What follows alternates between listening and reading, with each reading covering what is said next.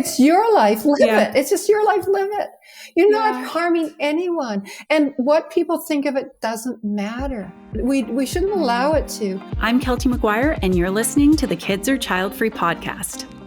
All right, I am here with the one, the only Jan Maguire, who is my mother and a fantastic woman who I am so excited for you all to get to know today.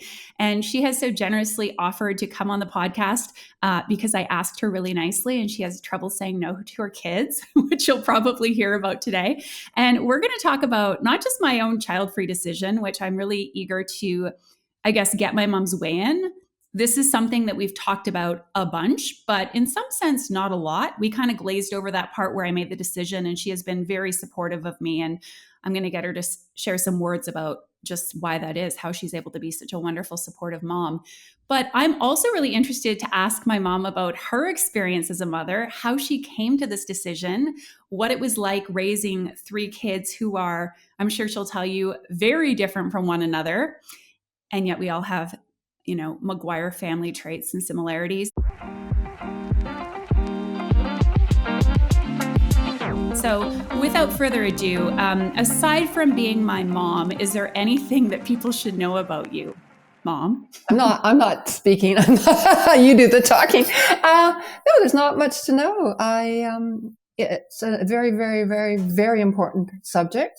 The biggest decision a woman can make, or a man really, once you bring kids into this world, everything's changed. Everything. I just felt if I could, I like to help people, just usually in small ways, nothing big. I'm more just kind of there to listen and support people and offer whatever wisdom I have after a long time in this world. And I thought, well, if it's important to Keltie, and maybe I can, some of the things I say might help people with feeling comfortable making their decisions, just giving them a different perspective, because I think the more perspectives we have, the more ideas we have, the more we're exposed to, the more we read, the more people we talk to.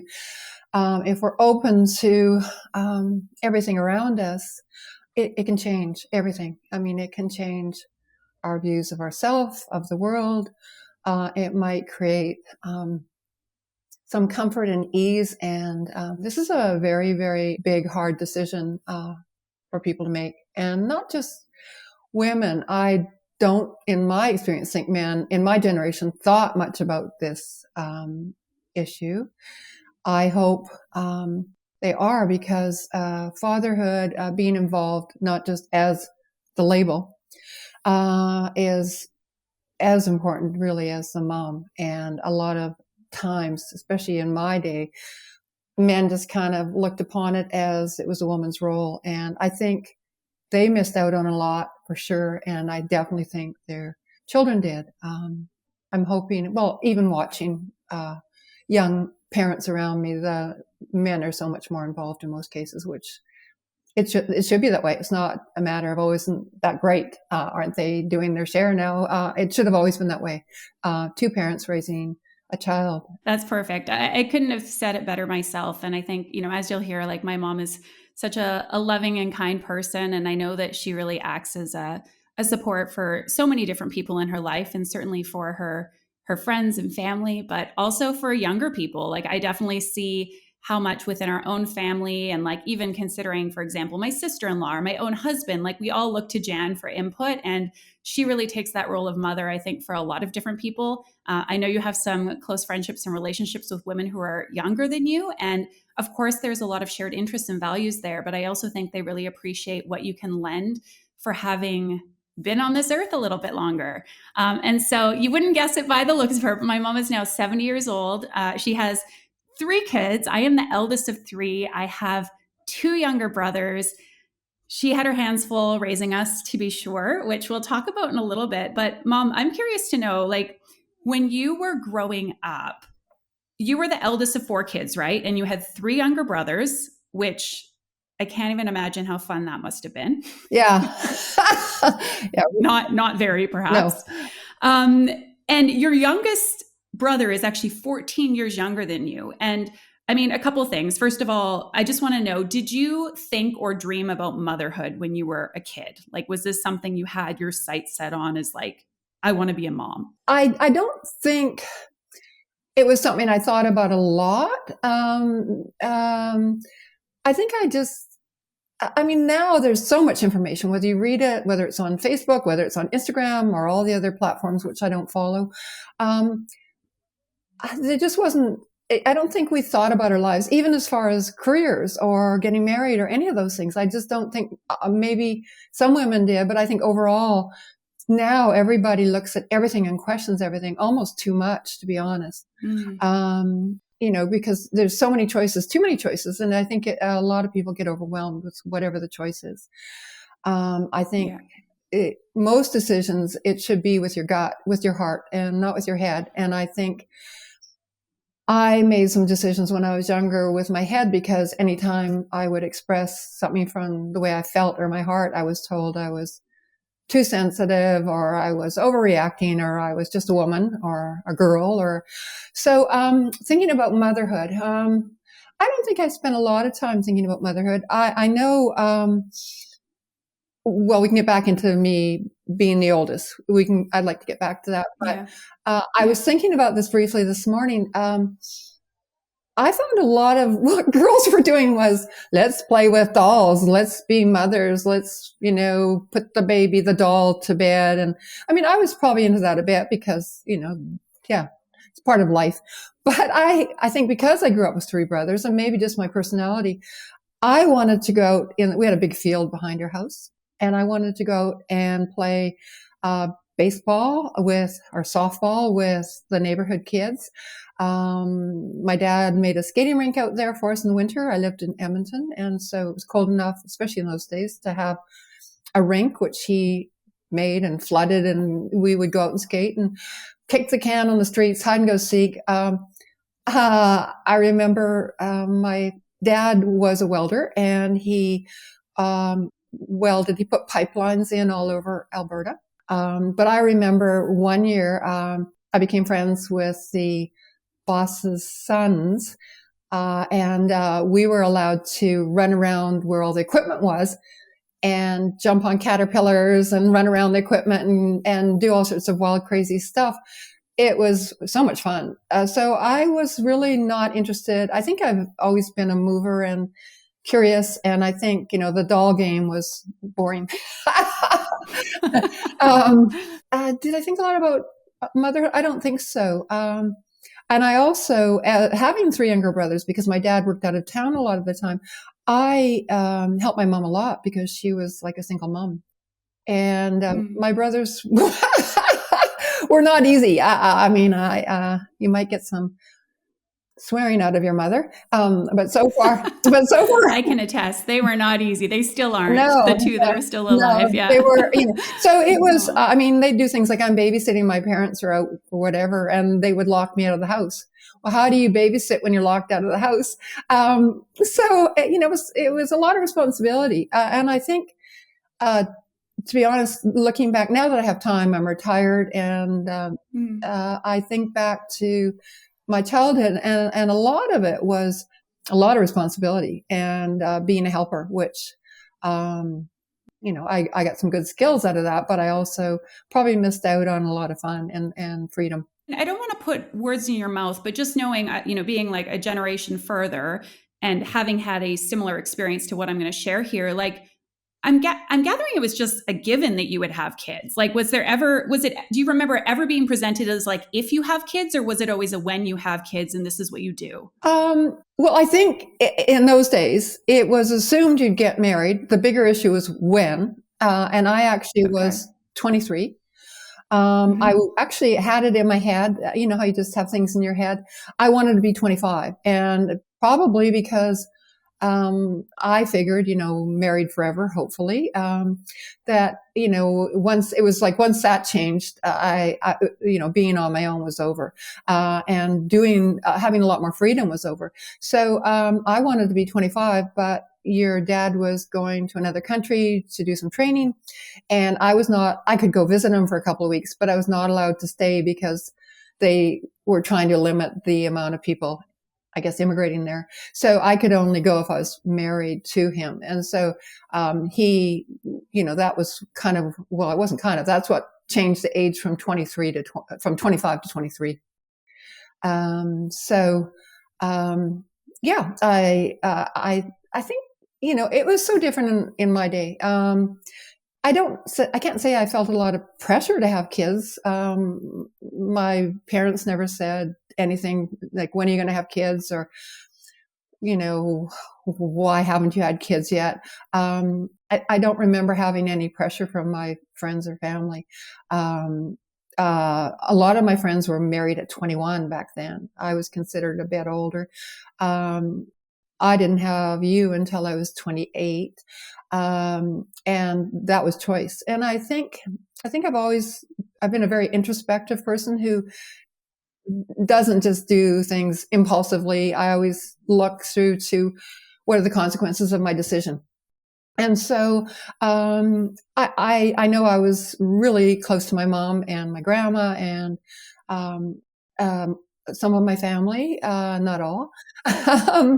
But I think family's always been the most important thing in my world. Friends second. And everything else is sort of just window dressing from my perspective. I mean, obviously we need health. I mean, that's a whole other topic. But I think I just always knew in my heart I wanted a family. It was just a matter of when. I think I wanted a few kids because I don't know, I guess I just wanted more people to love me and share my life with. And I also I knew once I had kids I didn't want to work. That was something I was well aware of because I didn't see the point of having kids if someone else was raising them. Like I wouldn't get to enjoy them, good and bad. It's like life. Everything is good and bad. Like I was wonderful. Oh, I was the best mom and my kids were amazing. Some moms might tell you that. I would question their authenticity. But I think I just wanted, I knew I wanted family in my life. I wanted that continuation of, sharing Christmases with, sharing skiing with, sharing hiking with, sharing thoughts with, getting to know them. Just that was what I wanted in my life. And it was different times. Like a lot of women could stay at home, and it wasn't like now. It's not like that. Back then, a lot of women did stay home, and they could. But also, I mean, it was just sort of expected that women stayed at home. So, I mean, how much of it? I mean, the era we grow up in is going to impact on all of our beliefs and all of our ideas. So, I mean, and the family we grew up on. I mean, we can't separate it. I don't think.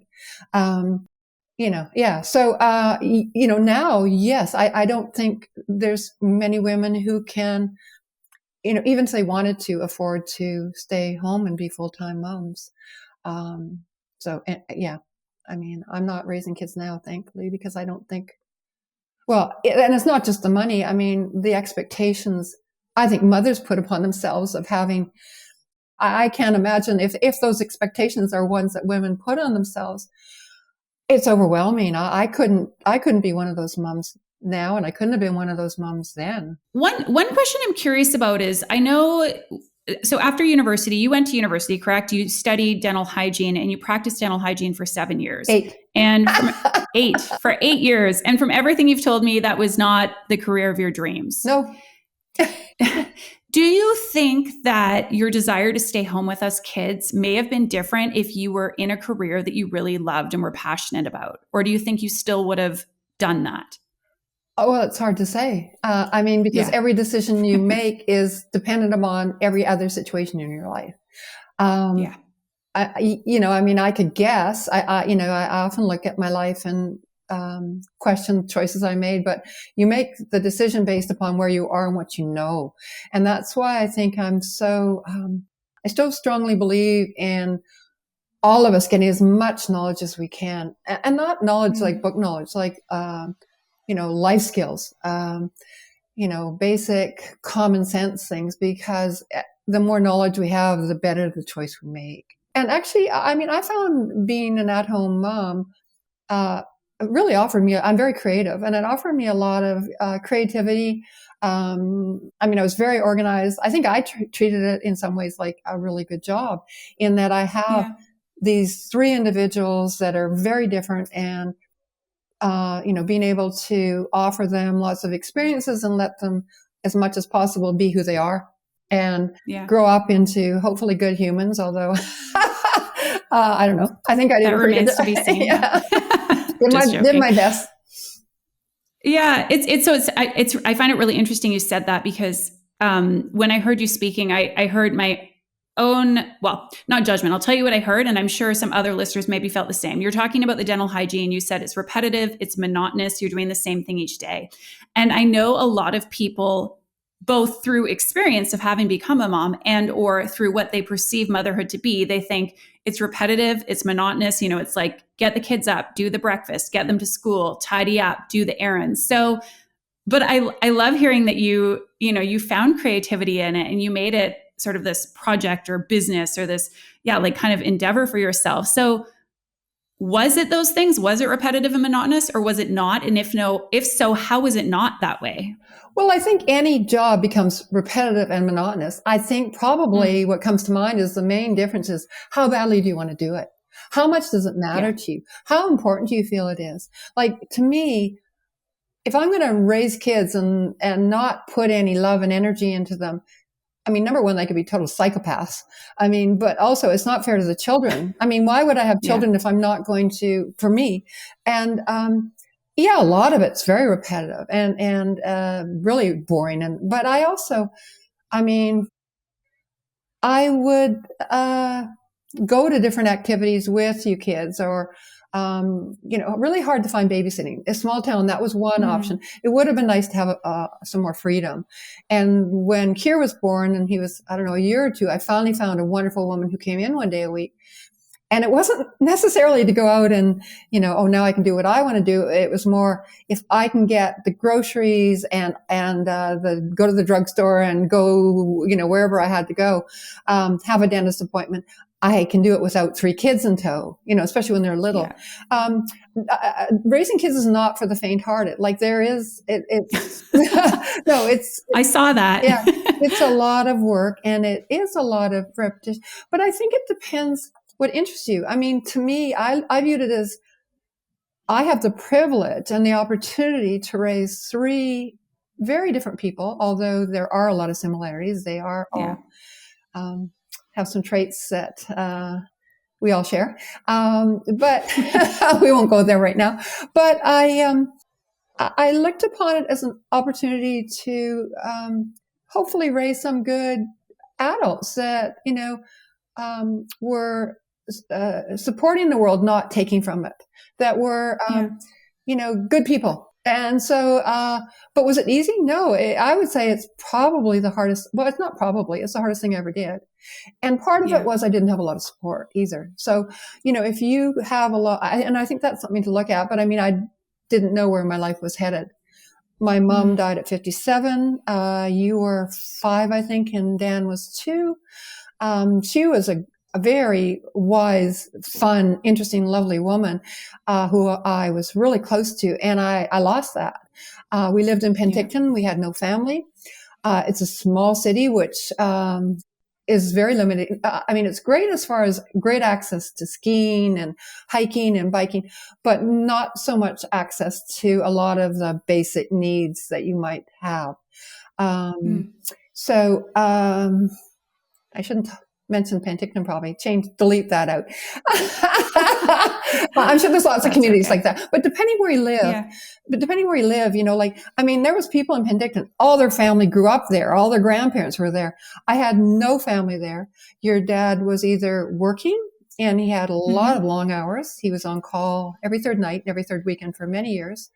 And he also had a lot of hobbies, such as Mm-hmm. Ironman, which I have a hate on for Ironman, but that's a whole other story. Yeah. And so, and he chose, partly through choice, partly through his career, but a lot through choice, not to be home much. So in many ways, I Mm. remember saying to people, I feel like a single mom except I have a husband who's financially supporting me. So that made it, you feel so alone and it's hard and you really don't have anyone to bounce off. What do you think of this? Or how should I do that? I think that's one of the reasons, like, number one, I enjoy young women. I seem to attract them. I feel like I've hit a stage in my life, and it's been for a while, where I have been through a lot, good and bad and hard. And I feel like we all need mentors. And I really didn't have that.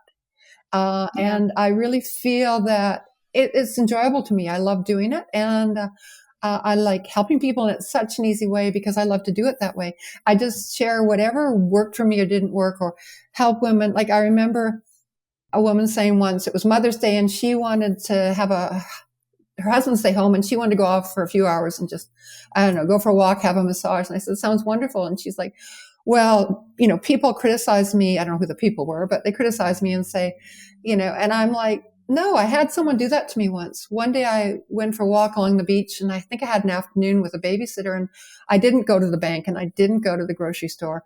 And I ran into a woman who had 4 kids, similar age to me, similar life to me in many ways.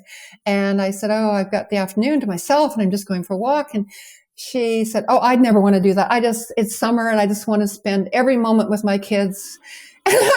And I felt hurt because I questioned myself as far as, was I doing something wrong? Was I selfish? Was I supposed to love every moment with my kids? You can't love every moment doing anything. You can't love being with your husband every moment. I don't think you can't love. No, I don't. No. And I mean, he's gone this week, and I'm like, it's okay. Yeah. Well, and all of us are individuals, and we need time. I need time alone, and that's one thing I didn't have a lot of, and I could have used more of that. So I mean, I said to this woman, I said, don't let anyone, that's fine. It's your life. Do what you want. And don't let anyone criticize you for it, because it's not their role. It's and even with the whole motherhood thing, how you live your life, especially unless you're doing harm to someone, then maybe there's some judgment, if you're hurting people or damaging anyone or anything.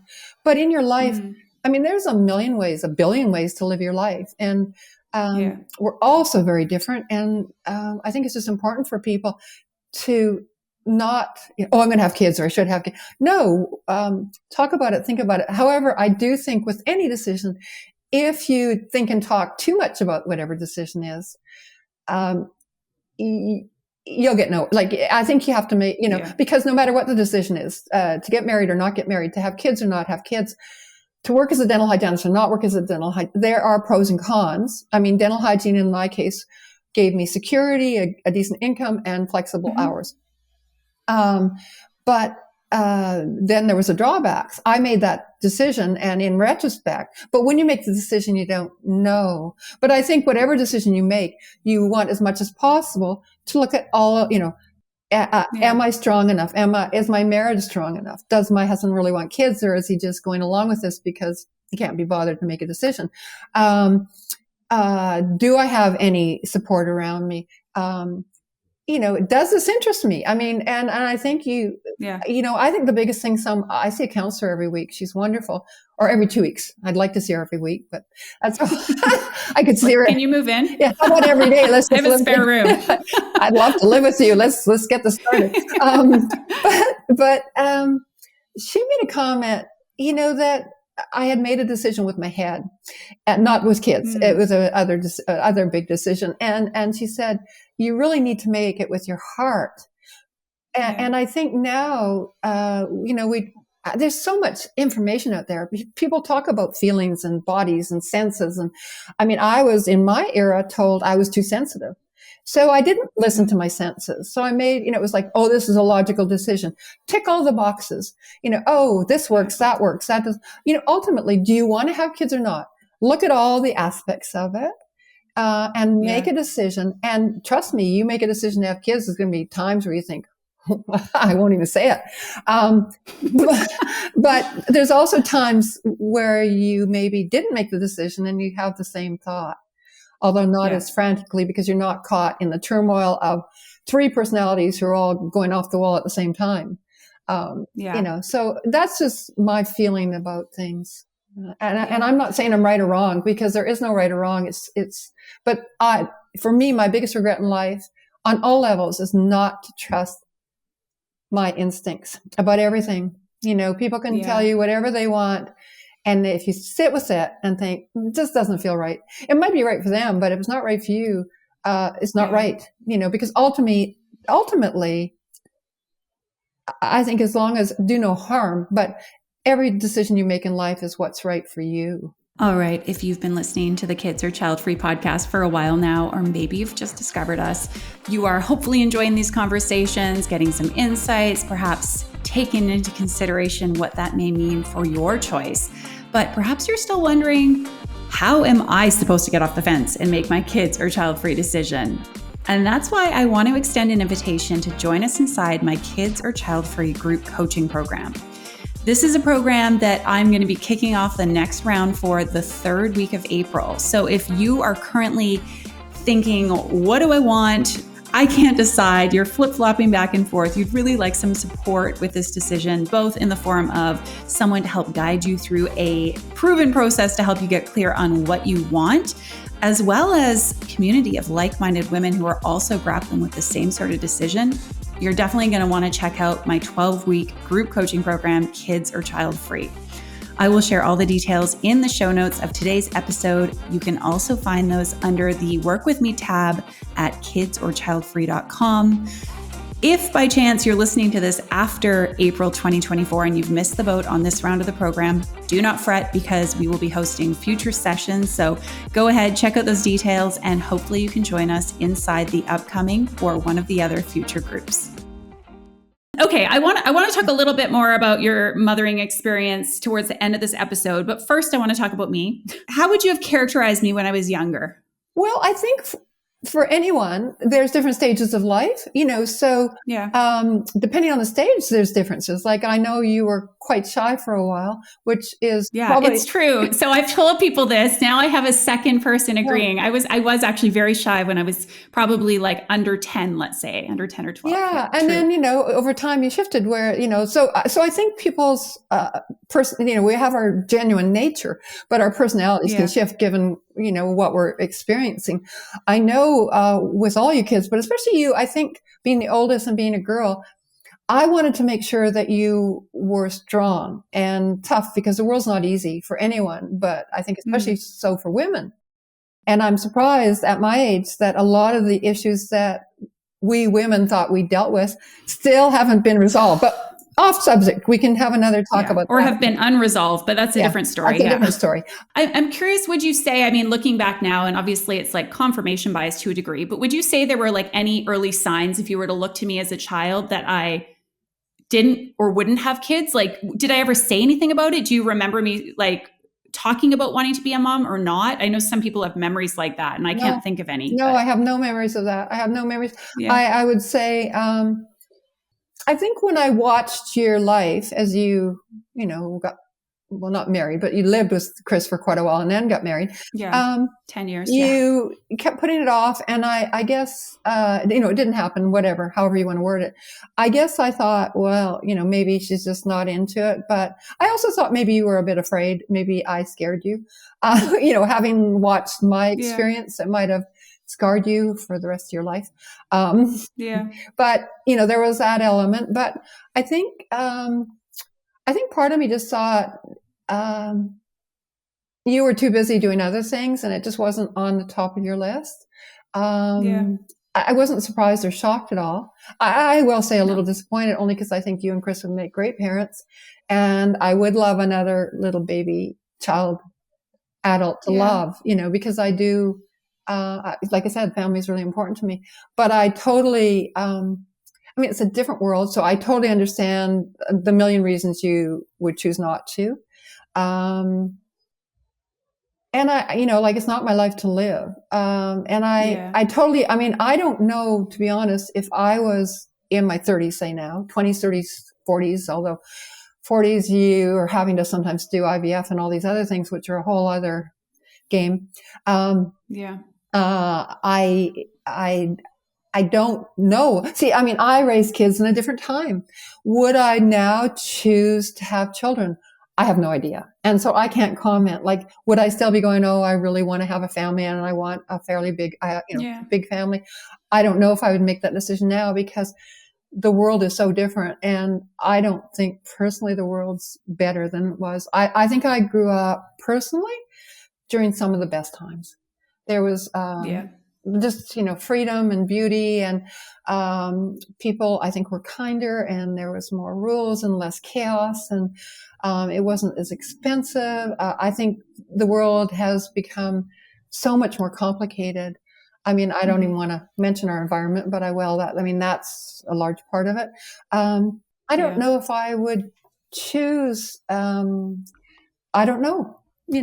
I had seen parents where all the kids had to be teachers, or all the kids had to wear outfits the moms put on them. Or, you kids went out of the house sometimes. you would slam 6, 10 barrettes on your head, and all the other little girls at school had their French braids. And I'm like, oh, what the hell? Okay. She did it. She likes it. And so, I was never, I didn't want to control you kids. Yeah. My dad was pretty controlling. And so I think I know I have some real issues around people trying to control me. And I also recognize that right from the day you guys were born, you were different. Your one brother was born and he came out and peed on the doctor and was screaming bloody murder. And I thought, oh, I'm in trouble. And actually I was, totally different personality. And Yeah. I don't think it's not a parent's job to try and make kids into someone you want them to be. And I think that's the most hard thing for a lot of people, very humbling. Yeah. A lot of people think, oh, I'm going to be a great mom and I'm going to make my kid do this.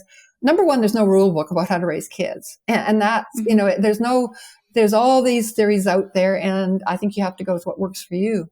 Yeah. I have to say, there's a lot of things that I'm grateful about for you and Dad and how you raised us kids. And I would say the two biggest things are that you nurtured such a big love of the environment and the outdoors and nature. And I think a lot of that was just by leading by example and really encouraging us. Like, a lot of our things that we did as a family were outside. And then the other thing, which would even perhaps take higher emphasis or priority than that, is the fact that you've really encouraged and allowed us to do basically whatever we want, with the caveat of you were very strict when we were growing up. Yeah, I was maybe it was strict, but I was strict. And that's a different story. Arguably a little bit too strict, maybe, but I turned out okay. No, but as far as it was kind of like, you need to work hard, you need to pursue something, but you get to choose. You got to do something physical and some activity, but you can pick the activity. You should go get some additional schooling, but it doesn't necessarily have to be university. It could be a trade school, or it could be another program, but you need to learn how to do something. And so, I've changed businesses, careers, companies multiple times. Of course, it's interesting because all of us kids, I would say, have lived relatively non-conventional lives. Maybe not outwardly, we look, we kind of fit the bill. Look normal? Law-abiding citizens, what have you. But we've all spent time living overseas. And I think it's because you and Dad were very open with that. And I'm super grateful, because what I'm hearing from a lot of people is, I know how hard this decision is to make, having made it, having been super angsty about it for a long time. But I have to say, what didn't really weigh on my mind was that I was going to disappoint you or cause some sort of pain to you. And I do know that I'm sure that there is a sadness there that I am not a mom and that I won't be having a child, and I don't want to make you cry. But maybe you can give voice to that. But how do you contend with that sadness that you have? I just live with it. And it's not overwhelming. No. Your role in life is not to make me happy. As we know, it's an inside job. And I think it would be wonderful if you had a grandchild, although you live in Germany. Yeah. Probably one, max two. No, I said a child. I'll have a grandchild if I have children. But yeah, if you had another grandchild. You're in Germany. I see you about once a year. I'd probably make sure it was twice a year, but, and a lot of Zoom or FaceTime. But, I've had a lot of heartbreak and sadness in my life. So this is pretty minor. I shouldn't say that, Yeah. No, and I think there's also keeping things in perspective as far as, you and I have a good relationship and we speak quite frequently. And I think you see this, living a life that I find really joyful and fulfilling. And I have a partner I love, and I have this dog I love. And I would imagine as a parent, even if your child may not, quote, fulfill your wishes or live life how you might have anticipated, if your kid's happy in life, I mean, can you really ask or But that's how I raised you. ask for more? I just Yeah. raised you to make your decisions. I didn't Yeah. raise you to make me a grandma. That's not your Yeah. job. It's not. And I think, I always try, especially having had a lot of really tragic things happen in my life, to find whatever pleasure in what is, and what, your job is not to make me a grandma. Like I never, I don't think I lied awake at night thinking, oh, someday Keltie's going to make me a grandma. Sorry, honey. No, that's okay. I'm glad. No, I mean, it is, I just think it would be a beautiful thing. I think it would be a beautiful thing to see you it is very hard, but it is very beautiful. And not that your life is less than, but it's one more thing of beauty. I guess it's one more thing of beauty and hardship and challenge. And, I honestly, it was really, really challenging a lot of times. Yeah. And I actually want to talk a little bit about some of that beauty and hardship in just in a moment. I'm just quick sort of rapid fire questions. So you've shared that you think I would be a good mom. What are parts of being a mom that you think I would have enjoyed? Okay. Well, I haven't aside from just loving my kids, like, are there parts that you think that like, oh, that would have suited me well, or she would have liked that? I think to watch someone bloom into who they are. I mean, I'm so proud of you, as you know, and, I love my kids more than anything. And, just to see who they become, and it's exciting. Like, I love to see the work you're doing. I love to see all the changes you've made. And, I think just to see you enjoy sharing your life with someone that you love, just another person, like just more to love, just more to love. I'm like, poor Chris. If only I shared my life with someone I love. I get what you're saying. But it's like, it's more. It's like a magnification, a multiplication. Yeah.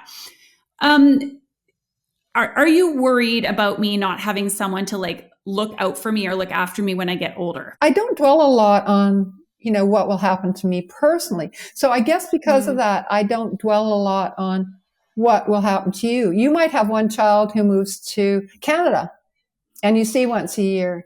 Or you might have, you're not guaranteed the relationships you have with your children. Like, hopefully, if you treat them with respect and give them their independence to be who they are, and don't try and put them in a square box if they're round. Hopefully, if you spend time with them and enjoy them and love them and, really let them be who they are and not try to force anything, control. Hopefully you have a good relationship and they will watch out for you. But I don't want to live in your and Chris's basement, to be honest, even if it's a nice basement. I personally would rather, in some ways, be in a nice facility or living next door or something where someone checked on me once in a while and if I needed, some help. But I think for yourself, just start saving your money so you can stay in a good facility with good food, vegan. 100%. Those might be hard to find. So a lot of people say that you don't know true love unless you have kids. Do you think that I'm missing the experience of true love? I just think there's love. I love nature. I love food. I love music. I love my kids. I don't know. Do you want to label love? I don't. People can tell you all sorts of stuff. People can say, don't ever have kids. It was the worst thing in my life. Well, maybe for them it was, but it might not be for you. Or it was the most wonderful thing. Parts of it are wonderful, but if they tell you it was all wonderful, I honestly think they're lying because they think that's what they're supposed to say. So I think if people are real, and I think that's what life is about, is being real. And everything, like whatever job you have, whatever partner you have, there's pros and cons, good and bad, easy and hard. And do you love your husband every day? I don't know. Maybe you do, but I don't know. I love him always, but I don't always like him as I tell him. I don't like you, but I love you. Okay. Last question about me. Do you think I'm going to come to regret my choice? Like, knowing me and having made this decision and the magnitude of this decision, like, do you foresee a future where I might regret it or wish I would have decided different? Yeah. I think any decision that I've made in life, Yeah. I've had questions about, and even now have questions about. I don't regret having kids. Like I honestly, was it hard? Yes. Do I regret not having a partner who was more involved? Yes. I mean, there's aspects that I regret, Yeah. but uh, I do not, and I don't say that because you're here. No, I don't. Honestly, I don't regret having kids. It was the most wonderful thing in my life. And not to say wonderful is easy, and not to say wonderful didn't have horrible moments. I'm not saying that, but it's just I feel satisfied with. It's not a decision. I do sometimes regret that I did dental hygiene, but if I wouldn't have chosen it, who knows where my life, because every path you take, it's Robert Frost, the path in the woods, what shall you take? I always can't remember quotes, but you take a road and it leads to, it's a different look. Like, is the view in Munich better than the view in Vancouver? It's just different. It's just different. It's, you make your decision. Vancouver's nice here, but the mountains here are nice. I mean, but it's a matter of perspective, right? And I've thought this so many times. I mean, having been blessed to see so much of the world's beauty, it's like, how do you really say, this city is more beautiful, this lake is more beautiful, this ocean is more beautiful? It's all beautiful. It's just different. Yeah. Exactly. Yeah. Yeah. Okay, so I have a few rapid fire questions that I ask everyone, but before I do that, I want to know just what would you say have been the hardest or most challenging aspects of having kids, and what have been the most fulfilling, joyful, happiest moments as far as having kids or parts of having kids? I think the hardest part was feeling alone with it, feeling like I didn't have anyone to ask questions of, and also I remember being sick and dragging 3 kids. We're all sick, dragging 3 kids in a car to Shoppers Drug Mart, running in and grabbing some gravel and saying to you before I go in, don't kill each other. Like, just stay here. I'll be right back. Running in, getting the gravel and running back to the car. Like, I didn't have I had no one where I could just leave you for an emergency, leave you for an hour. And I would say that probably the hardest thing, without a doubt, was not having really much support. Mentally, physically, I felt very much alone with the responsibility all the time. And with kids, like, you just can't say, okay, I need an hour. Like, you just don't walk out the door and say, I'll be back in an hour. Like, so I think it's the constancy. Like, there's never, unless you make arrangements, which aren't always usually easy to make. Yeah. Saying to someone else, watch this kid for an hour, I've got to go, so that's probably the hardest thing.